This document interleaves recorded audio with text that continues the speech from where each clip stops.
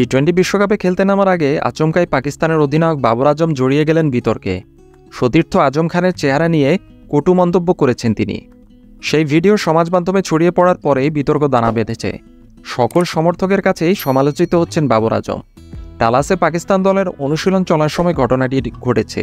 সেখানে বাবর এবং আজমকে অনুশীলন করতে দেখা যায়। তখনই ১২৫ কিলো ওজনের আজমকে বাবর গাইন্দা বলে সম্বোধন করেন। বাংলায় তার অর্থ হচ্ছে গন্ডার। সমর্থকদের দাবি, বাবর সতীর্থের সম্মানহানি করে খুব খারাপ কাজ করেছেন।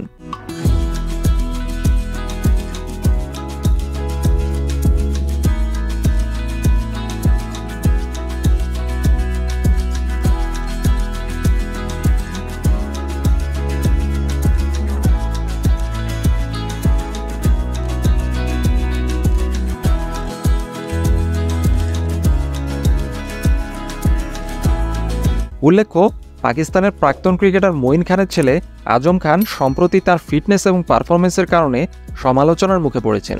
শাহিদ আফ্রিদি এবং সালমান বাটের মতো প্রাক্তন ক্রিকেটাররাও আজমের সমালোচনা করেছেন, কিন্তু বাবরের মতো কেউ এরকম শব্দ ব্যবহার করেননি বলে সমর্থকদের দাবি। টি-20 বিশ্বকাপে আজমেরই উইকেট কিপিং করার কথা, কিন্তু ইংল্যান্ডের বিরুদ্ধে প্রস্তুতি সিরিজে তাকে দেখে মোটেই ছন্দে আছেন বলে মনে হয়নি। উইকেট কিপিং, ব্যাটিং দুটি বিভাগেই খুব বাজে পারফরমেন্সের জন্য সমালোচিত হয়েছেন।